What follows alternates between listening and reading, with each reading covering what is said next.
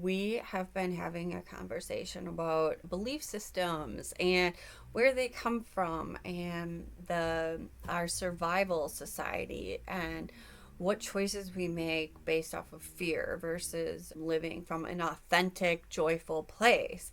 And it's just really interesting to even think about. I feel like people smirk or poo the idea of living an authentic, joyful life. Why is that a difficult thing to comprehend? I'm going to be honest here. Sometimes I feel ridiculous for even sharing about how I view the inherent good in all things. Like, why is that so hard to grasp for some people living in a heart centered space? It's a contemplation. There doesn't need to be any answers because there's a multitude of many different answers at different times. So it's just a fascinating thing to think about. So while we're diving into the belief systems and the fears that we have, that really requires us to open up and a different perspective for us for what we had deemed as safety and security. It is uncomfortable. And why do we push being uncomfortable away? I feel when we come to terms of just being uncomfortable is totally natural and very okay. So much in life is uncertainty. The constructs and structures that we built around us is really just for our mind's sake to grasp onto something, and it gives an illusion of control. Really, everything could crumble so fast. And then what? So then, since working on digging up our perceptions and what we perceive to be our truths, then brings in like the dialogue. How do we connect with other people? In my book, The Blueprint to the Heart, The Sovereign Healing Journey, there are questions that allow you to open up dialogue and have uncomfortable conversations. So the dialogue that I open up in my book, Blueprint to the Heart, it is so essential. They're questions that haven't been asked, questions that allow for difficult conversations. And that's just it. What creates the animosity and dissonance within our society? It is pushing our beliefs onto other people. It is a blaming of what we think other people should do. It is a projection of our fears onto others. And again, even when we feel attacked, and it does take a great deal of work to not react to that, but to even just understand that hurt people. And so how are we going to break the cycle? How are we going to bring it back to self and not continue self-destructing? To have difficult conversations and open up this type of dialogue, it's really important to understand how a relationship works with our feelings and the reactions and the fear factor. Everything happens from fear. Let's think about where anger comes from. I think about this a lot in the vehicle when I'm driving. If somebody just is a bicyclist or someone who is walking, just walks out in front of me, like it scares the crap out of me. I swear, and I get angry because I'm fearful that I'm going to hurt this person, or fearful they scared me. There's a component to the anger there. I'm fearful. I was fearful I was going to hurt this person, and fearful because they scare the crap out of me. Think of parenting. So for me, I think of this one particular instance when my son was like standing on top of a table, and I screamed and I yelled really bad, and the immediate reaction scared the crap out of him and created fear within him. And also I reacted that way because I was afraid that he was going to fall. Like I wanted to protect him. So anger really stems from a place of feeling like our boundaries are being crossed. Anger comes from a place of feeling like our stability is being shook or something is unstable. And so anger is the immediate reaction of a heightened growl or a swat back from an animal or a puffer fish even. That is what anger is. It is a protection, the fear response. So anger, it shows us where we feel violated. It shows us where boundaries are being crossed. And so it is important to pay attention to it, but know that you don't have to react on your anger. Emotions do not define, they are just a compass and guide us to what we need to be looking at the present moment. Opening up the dialogue, I feel, is very important. So when we have, and this is going to be a difficult year coming up with elections, like it just is. It's going to be uncomfortable and for a lot of people. Instead of calling people idiots because they don't see things the way that I see things, or they don't think the way that I think. Name calling is immature. Okay, let's just be real. It is. What is the point of it? There's literally 0 point to give name calling. It is and takes a great amount of understanding and wanting things to be different in order to open up these conversations. These are why questions are imperative, because it can be an open dialogue between people. So when we have these questions over somebody coming at us from a place of pushing their beliefs onto. So I'll take the recent incident that happened between a pastor, I think he was, and I, where I questioned and stated my truth. Basically, it was saying that everybody is trapped. And I was like, they're trapped. If you freedom, what is freedom for me is not necessarily freedom for you. We can't sum everybody into this one group. We can have these different opinions, but let's be mindful. I was met with complete judgment and belittling, like I was very belittled and talked down to and was mocked and laughed at.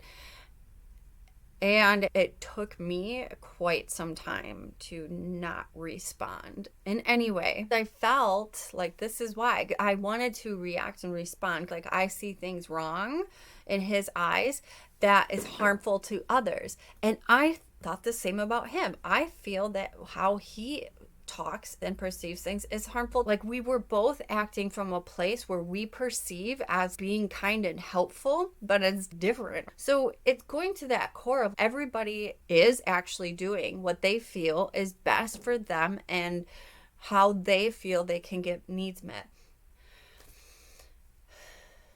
So when I think of having conversations with people that you don't necessarily agree with, especially, okay, so being trained for a peer support specialist and recovery coach and working in a treatment facility and working with people, it's not about telling them what they need to do. Because if you give people the opportunity to explain what their thought process is and why they thought this way, they will come to things and it'll open up. So there would be open-ended questions like, how come you responded that way?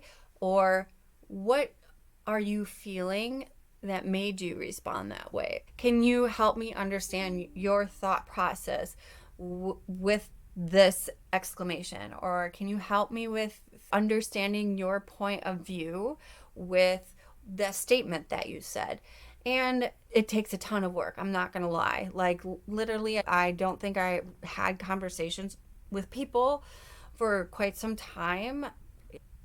I saw how different and harmful I was unknowingly speaking with people. I want to have these difficult conversations and not have the other person feel like I am being judgmental. I want to be a safe space. And so it is very difficult for me to not push what I feel is best for people onto them. of feuds within my life because of the way that I encounter and go about talking and having these difficult conversations is like priceless, right? So, why these conversations? Again, I think of this phrase like birds of the feather flock together, or great minds think alike.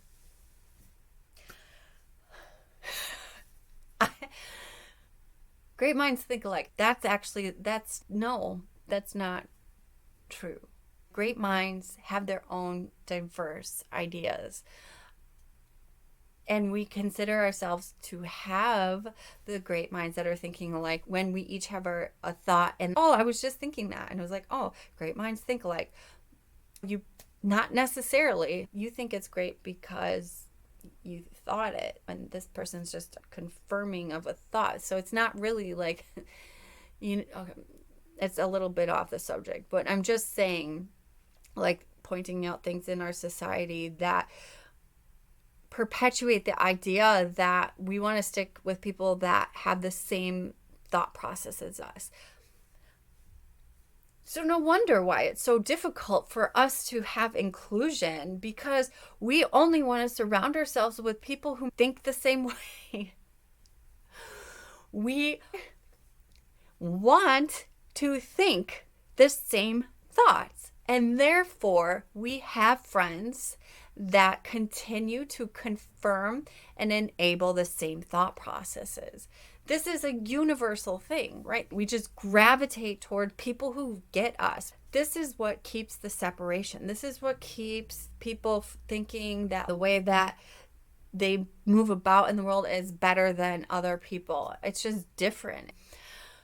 Who's to say one group of people is not doing what they feel is loving for their families or their religious sakes? We're all acting from a place that we think is protecting something.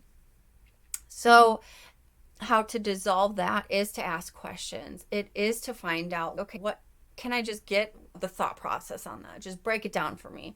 And if you are familiar with any of my work, or if you have followed me, that I connect all of my thought processes and the thinking behind the why and what that did for me and how I learned to change the super analytical mind. I connect everything. And that's, for me, dissolving conflict is necessary, especially in relationships, because so I'll take this for instance. And within a friendship, okay, there's this one friendship where I speak can be really rude sometimes. And when I'm triggered, when I'm triggered with certain things, I don't really hold back. And it's become way better. I know that I am just reacting from ego right now. This is what I'm saying, and I feel this way because this is what I see. I'm able to actually communicate effectively. When you act in this way, I don't feel seen and I don't feel heard when this happens. I'm really struggling right now, and it's very difficult for me. This goes back to when I was younger. I felt my voice was not heard or validated. That's how I had to start communicating. When there have been discordances with people, I would just have to put everything out on the table.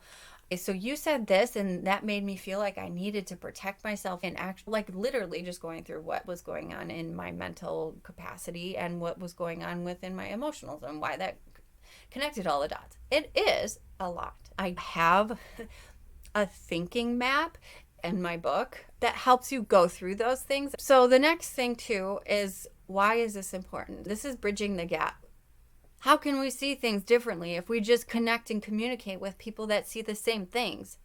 I don't get it. Like, why? That one's really hard for me, because no, it's not. Because I get it too. Like, it is very difficult for me to be around, and I'm being completely honest with this. religious people, like people who put religion in, it's very difficult for me to be around that. And there's a lot of triggers that happen and defenses that go up. I'm learning how to dissolve that and what is that within me. Actually, I know what I feel I'm protecting. I feel that I'm going to be steamrolled into a belief system by people who think what they think is best. And instead of feeling like I have to stand up for myself, I just am. That's the hard part, allowing people their process. And that's what I'm here to do, is to open that dialogue up. And that is also why I am so passionate about being raw and vulnerable. As humans, we connect at a pain point. What makes us connect is pain. When do we get upset? It's when we think that people are going to get hurt again, or when we see people getting hurt, okay? So like, we aren't assholes inherently. We don't want to see other people be hurt, okay? So this is why, like, I talk about my childhood. I talk about all of these crimes and things that people think are like completely wild, and things that are stigmatized in society. I talk very openly about, and that's why I have on Anonymous Hearts, where people openly share their vulnerable stories in an anonymous way to begin to be able to open up conversations for within themselves and for other people. So we can all see and be like, oh, like, I didn't know this person went through that. And that's why they have that thinking process, and also why they respond in the way that they respond. What we do know is that we have the capacity to change the way that we respond and how we open up to understanding other people versus blaming, judging, and assuming that we know. And that is how the open dialogue becomes a bridge. There's this TED Talk where it's two moms.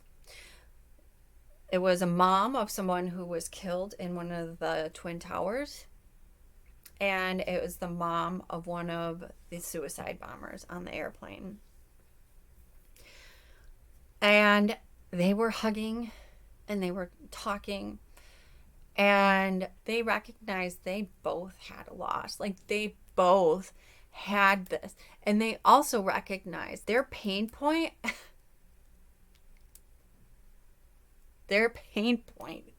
They could come together and use it for good to spread this.